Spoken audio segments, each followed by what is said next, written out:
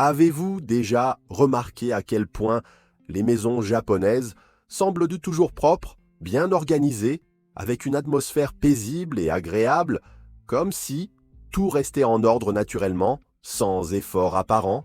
Eh bien, ce n'est pas de la magie. Dans de nombreux foyers au Japon, garder la maison propre ne repose pas sur de longues séances de ménage, mais sur des habitudes simples et conscientes, intégrées à la routine quotidienne de manière presque automatique. Et la bonne nouvelle, c'est que vous pouvez parfaitement adopter ces habitudes, même si vous avez un emploi du temps chargé ou que le ménage n'est pas votre activité préférée. Je suis le facilitateur et dans la vidéo d'aujourd'hui, je vais vous présenter 10 habitudes japonaises capables de transformer totalement votre manière de prendre soin de votre intérieur. La dernière habitude est sans aucun doute la plus marquante. Elle a complètement changé ma vision de l'organisation à la maison. Restez donc jusqu'à la fin et dites-moi en commentaire laquelle de ces habitudes appliquez-vous déjà ou avez-vous envie de tester en premier. Allons droit au but. La première habitude est probablement la plus connue, mais pourtant encore trop négligée. Retirer ses chaussures en entrant chez soi. Cela peut sembler anodin, mais ce geste empêche des milliers de bactéries, résidus chimiques et saletés de la rue de se propager dans toute la maison. Des études montrent que la semelle d'une chaussure peut transporter plus de 400 000 bactéries. Si vous avez de jeunes enfants qui jouent au sol, cette habitude devient encore plus essentielle. Pour l'adopter facilement, aménagez un petit coin près de l'entrée avec un meuble à chaussures, un banc pour se déchausser confortablement et pourquoi pas des chaussons propres pour les visiteurs. En plus de préserver l'hygiène, ce rituel marque aussi une coupure symbolique avec l'extérieur, créant une atmosphère de calme et de bien-être. La deuxième habitude japonaise digne d'attention est le minimalisme fonctionnel. Contrairement au minimalisme purement esthétique, souvent perçu comme froid et impersonnel, le minimalisme japonais accorde une grande valeur à la signification de chaque objet. Il existe un concept appelé ma, qui désigne l'espace vide intentionnel, ce silence visuel qui apporte de l'équilibre à l'environnement. En vous demandant si chaque objet chez vous a une fonction claire ou vous procure de la joie, vous commencerez à éliminer tout ce qui ne fait que prendre de la place. Le fameux « ça pourrait servir un jour » est l'un des grands ennemis de l'organisation. Le résultat de cette sélection consciente est puissant. Moins d'objets, moins de poussière, moins de décisions à prendre au quotidien. Et beaucoup plus de paix. Avez-vous déjà essayé de trier vos affaires par catégorie? Commencez par les vêtements ou les ustensiles de cuisine, puis passez au reste de la maison. Petit à petit, vous réaliserez que la qualité vaut bien plus que la quantité. La troisième habitude est ce qu'on appelle le nettoyage préventif quotidien.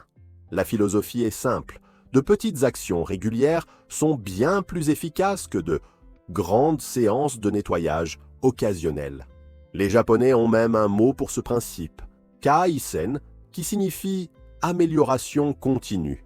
Plutôt que de consacrer un jour entier au ménage, ils prennent entre 10 et 15 minutes par jour pour maintenir l'ordre dans la maison.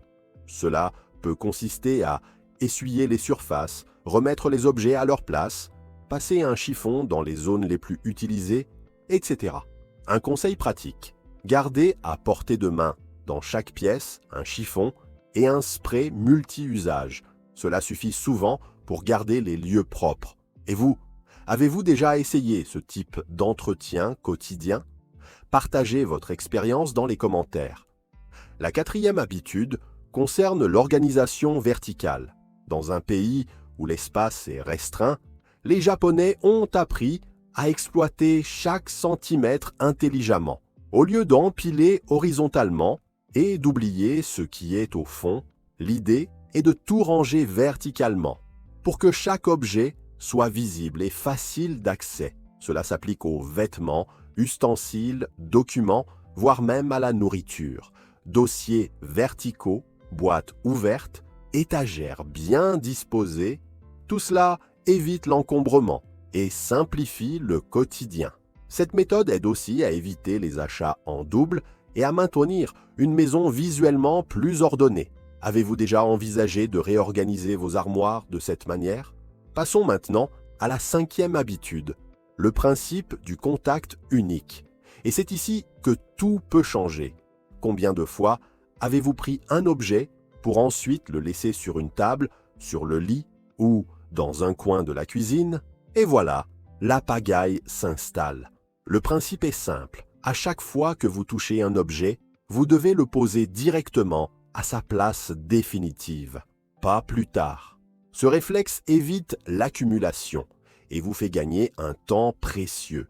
Pour que cela fonctionne, identifiez les zones à problème chez vous, la chaise où s'entassent les vêtements, le plan de travail plein de courriers, le comptoir encombré. Puis, mettez en place des solutions pratiques, paniers, plateaux, crochets, pour faciliter cette organisation automatique.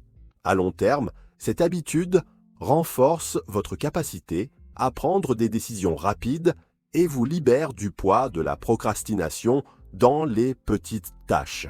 La 6e habitude est ce qu'on appelle le principe de l'espace de respiration. Elle nous apprend à ne jamais remplir à ras-bord nos placards, tiroirs ou étagères. La règle est simple, utilisez au maximum 70% de l'espace disponible. Ce vide permet un accès plus facile, évite d'endommager les objets et rend les réorganisations futures beaucoup plus simples. D'un point de vue visuel, cela crée une sensation de légèreté et même d'abondance, bien plus que les espaces surchargés. Contrairement à ce que l'on pourrait penser, posséder moins mais avec plus d'espace procure une impression de confort et même de richesse. Alors, vos tiroirs respirent-ils ou sont-ils étouffés? La 7e habitude est la méthode dite des 3 secondes. Il s'agit d'un petit exercice mental, mais extrêmement efficace. Chaque fois que vous êtes sur le point de laisser traîner un objet, posez-vous la question suivante. Puis-je le ranger en moins de 3 secondes? Dans la grande majorité des cas, la réponse sera oui. Alors, rangez-le immédiatement. Ce simple réflexe empêche le désordre de s'installer. Un verre utilisé, un vêtement sur une chaise, un livre hors de l'étagère, ce sont des détails, mais accumulés, ils créent le chaos. En prenant l'habitude de ranger dans l'instant, l'organisation devient un automatisme, plus un fardeau. Et le meilleur dans tout ça, votre maison reste propre et en ordre presque sans effort. Passons à la 8e habitude, les stations domestiques. Il s'agit d'aménager des espaces dédiés à chaque activité récurrente. Faire le café, travailler, repasser ou encore prendre soin de soi. Le secret est de réunir dans ces zones tout ce dont vous avez besoin pour accomplir la tâche du début à la fin. Une station café avec tasse, capsule et serviette. Un espace de travail avec stylo, bloc-notes et chargeur. Cela évite la dispersion des objets et vous fait gagner un temps précieux. En plus, cette organisation par zone rend le quotidien plus fluide et agréable. Et vous, avez-vous déjà un coin aménagé de manière fonctionnelle chez vous? La 9e habitude, c'est la micro-nettoyage. Sans doute l'une des pratiques qui m'a le plus aidé au quotidien et qui, j'en suis sûr, fera aussi la différence pour vous. Cette méthode consiste à découper les tâches ménagères en petites actions de 1 à 5 minutes réparties tout au long de la journée. Au lieu de bloquer des heures pour tout nettoyer d'un coup, vous profitez des temps morts. Pendant que le riz cuit, nettoyez le plan de travail. Pendant une pause pub, organisez une étagère.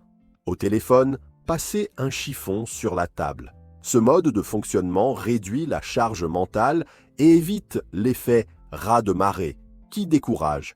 Résultat, la maison reste propre presque en permanence. Vous avez déjà essayé cette méthode ou comptez toujours sur le samedi pour tout faire? Enfin, La 10e et dernière habitude, sans doute la plus symbolique, le rituel de gratitude envers son espace de vie. Cela peut sembler étrange, mais ce geste peut transformer profondément votre rapport à votre maison.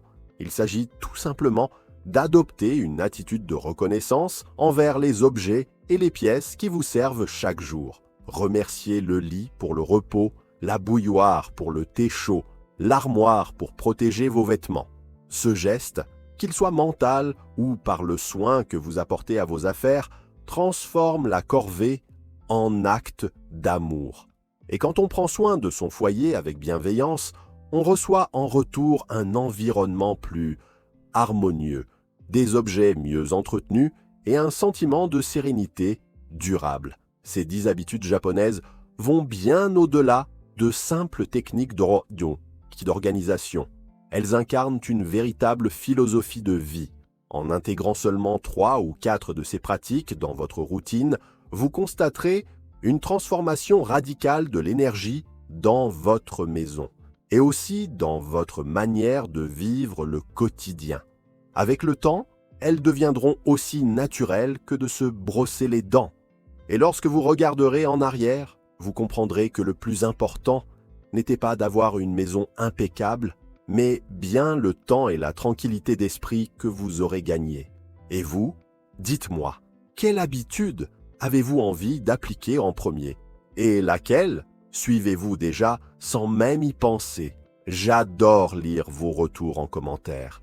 Si cette vidéo vous a inspiré, n'oubliez pas de laisser un like, de vous abonner à la chaîne et de partager avec ceux qui méritent, eux aussi, de vivre dans un foyer plus serein, fonctionnel et chaleureux. À très bientôt.